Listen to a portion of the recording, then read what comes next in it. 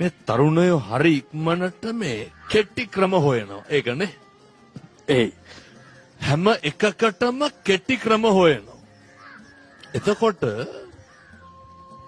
කෙටිකම ක්‍රම හොයනවා කියන එක තුලින්ම අනිත් පැත්තේ තියෙන මොකක්ද? අපරීක්ෂාව කියන එක. අර කෙටි ක්‍රමයක් තුලින් බලාපොරොත්තු වෙන එකක් තමයි ඉක්මන කියන එක. හැබැයි අපේ ජනප්‍රවාද වෙනව නේද අර ඉක්මන් හරි කොටයි කියලා. මේ ඉක්මන කියන එක පැවැත්ම හරි අඩුයි. මොකද අර අපි දන්න බොහොම හුරු පුරුදු නමක් තමයි ආනන්ද මහ රහතන් වහන්සේ. රහත් වෙනවා නම් ඉස්සල්ලාම රහත් වෙන්න තිබ්බේ කාටද? ආනන්ද හාමුදුරුවන්ට. හැම එකක්ම තියෙන්නේ නේ ඒවං මේ සුතං මොකක්ද? මා විසින් මෙසේ අසන ලදී. කවුද මේ හැම එකක්ම අහලා තිබ්බේ? ආනන්ද හාමුදුරුවෝ. හැබැයි රහත් උනේ කවද්ද?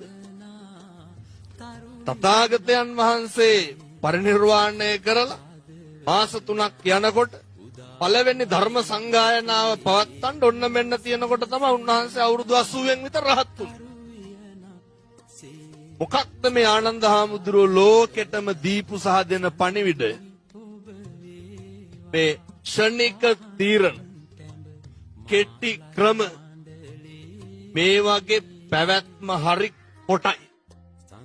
ඒ වගේ පැවැත්ම හරි කෙටි ජීවිතේ පුරුදු වෙන්න ඕන මේ පත්‍ර යෞවනයේ තුලම අර ඔබතුමා කිව්වා මේ ජෙනරේෂන් එක අපිට වඩා හරි ඩිජිටල් කරණය වෙලා කියලා.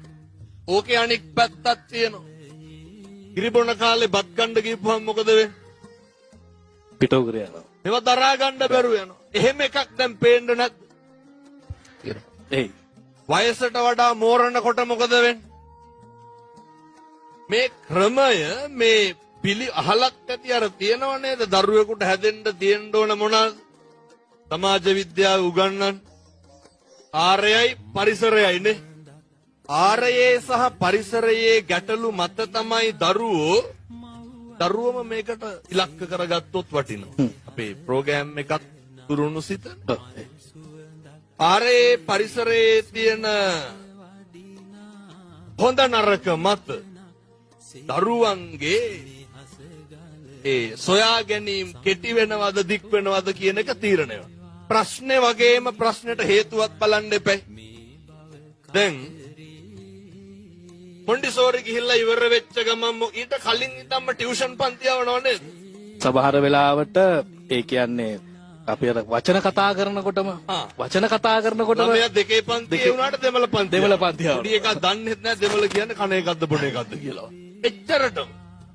එතකොට මේ ආරයේ පරිසරයේ තියෙන උත්තේජනය මත තමයි ඒ දරුවා තමන්ගේ ජීවන පැවැත්ම තුල හරි දේ මොකක්ද වැරදි දේ මොකක්ද කියන එක තීරණය වෙන්නේ. පොඩි කාලේ ඉඳන් පුරුදු වෙන්න ඕන යමක් ගැන හිතනකොට කෙටි ක්‍රම ගැන කියනකොට මේකත් හිතන්න ඕනේ. එකපාරම ඔළුවට එනවා ඉක්මනට කොහොමද දියුණු වෙන්නේ? ඉක්මනට කොහොමද මේක කරගන්නේ? මේ මාස 4 පාඨමාලාව 3 පාඨමාලාව 2 පාඨමාලාව මේ වගේ ගිහිල්ලා දරුවෝ හොයනවා මේ බොහොම ළඟ දෙයක්. අවුරුදු 2කින් දසලක්ෂපතියෙක් වෙන සරල ක්‍රම. එතකොට මේවා නොලැබුණාම මේවා දරා ගන්න බැරුව වෙනවා. මතකද අර පොඩි කාලේ කතාවක් අහලා තියෙනව නේද? මිනිස්සයා ගේ ඉස්සරහට වෙලා කල්පනා කර ඉන්නවා. මොකක් ගැනද? සල්ලි නැති එක ගැන. ගේ ඉස්සරහ තියෙනවා හොඳ මුරුංග ගහ. මුරුංග ගහ දැක්ක ගම මොකද්ද කල්පනා කරේ? ගහ තියෙනවා. දැන් මේකේ මල් දානවා. මේකේ කරල් එනවා. මොකද කරන්නේ? කරල් ටික කඩනවා.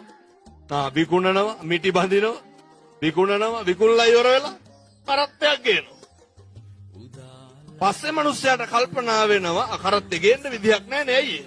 මුරුංග ගහ තියෙනවා. මුරුංග අපලා දැම්ම මුරුංග ගහ.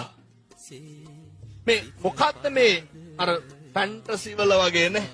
ජීවත් වෙන්නේ අපි බලාපොරොත්තු වෙනට වඩා සෑහෙන ඉස්සරහට. මේ මනෝලෝකවල ජීවත් වෙනවා හැබැයි මහ පොළොවේ යථාර්ථයට පය ගහන්න හිතලවත් නැහැ. ඇයි එහෙම වෙන්නේ?